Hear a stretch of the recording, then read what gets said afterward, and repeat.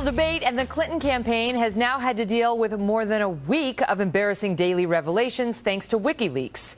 Today saw several more, including a 2008 email about possible ways to attack then-Senator Barack Obama, including Senator Obama's past drug use and his late father's Muslim faith.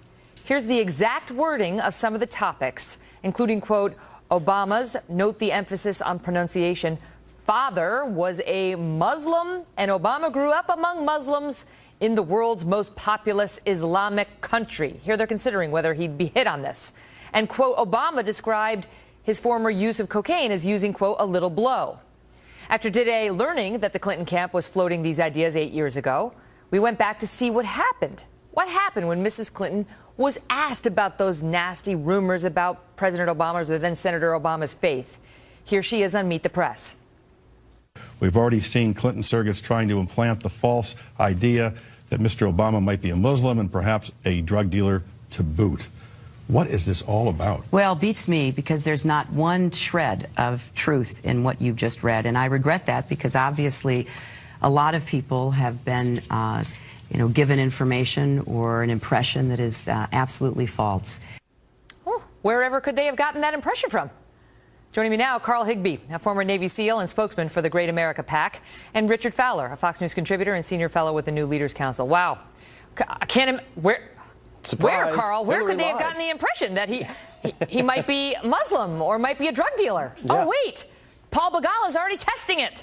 Yeah, well, I mean, this is an increased narrative that we're seeing coming out of the Hillary Clinton campaign. You've seen needy Latinos, you've seen the Muslim faith, the Catholic faith. They're constantly attacking Donald Trump for being a racist bigot. But now you see the inner workings of the Clinton campaign through these releases, and surprise, surprise, not only is Hillary Clinton going back on herself and flip-flopping once again, but we're seeing the same stuff that she's criticizing others for. You know, Richard, some people say about Donald Trump, his biggest flaw is he shows you all of his flaws. He's open about his flaws.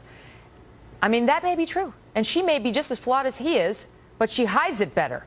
And these WikiLeaks are showing us a different kind of character in the people she surrounds herself with. They're talking about testing how it's going to play that his dad was Muslim and he was raised in a Muslim country. And then she's out there like, oh, it's horrible. Well, here's the thing, Megan. Politics is a blood sport. So in any tough primary, you're going to have opposition research. I've done opposition research binders before. I've had friends who do them. You do these binders, you test messaging, just in case you need to go there. It's a break in case of emergency. Sometimes candidates break it. Sometimes they don't. When they don't break it, we don't talk about it. When they do break it, we talk about it. Case in point, in 2012, Newt Gingrich ran all these crazy ads against Mitt Romney. A lot of the stuff was true. That came from an Oppo research file where they tested the messaging and they tested it out. And they actually broke it.